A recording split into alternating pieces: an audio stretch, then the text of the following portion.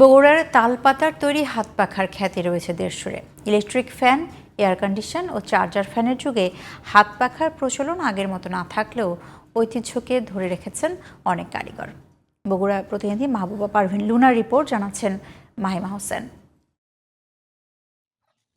তালগাছের পাতা দিয়ে তৈরি হাত পাখার খ্যাতি দেশ জুড়ে, আর তাই গ্রীষ্মের তীব্র দাবদাহে সবাইকে স্বস্তি দিতে তালপাতার পাখা তৈরিতে ব্যস্ত বগুড়ার কাহালু উপজেলার আরোলা, আতাইল ও যোগীর ভবন সহ প্রায় 5টি গ্রামের পাখা তৈরির কারিগররা।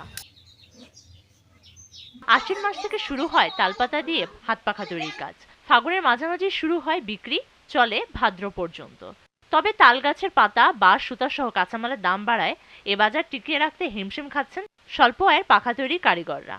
সেই সাথে বর্তমান সময়ে এয়ার কন্ডিশন আর চার্জার ফ্যানের সহজলভ্যতার কারণে এই শিল্প বাজার হারাতে বসেছে বলে জানান তারা। পাখা বানাচ্ছে আমার জন্ম থেকেই, এখন বর্তমান সব কিছু দাম বাড়াতে কোনো লাভ আসে না। ওই সামান্য কিছু যত পরিমাণ বসে থেকে যতটুকু সময় কাটায় এইটুকুই আমরা কাটাই। দাদার আমলে, তারই আমলে হচ্ছে, তারই সোলপুলের আমলে হচ্ছে, তারই সোলের আমলে হচ্ছে, তারই আবার সোল হচ্ছে, তারই আমলে হচ্ছে।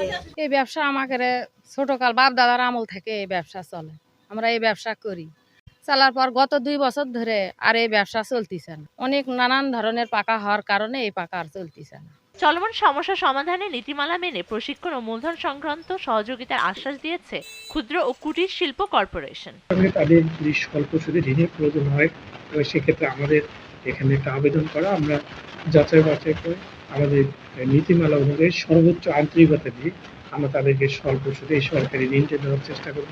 ঐতিহ্যবাহী তালপাতার তৈরি হাত পাখার শিল্পকে ধরে রাখতে সহায়তা করবে সংশ্লিষ্টরা, এমনটাই প্রত্যাশা পাখা তৈরি কারিগরদের।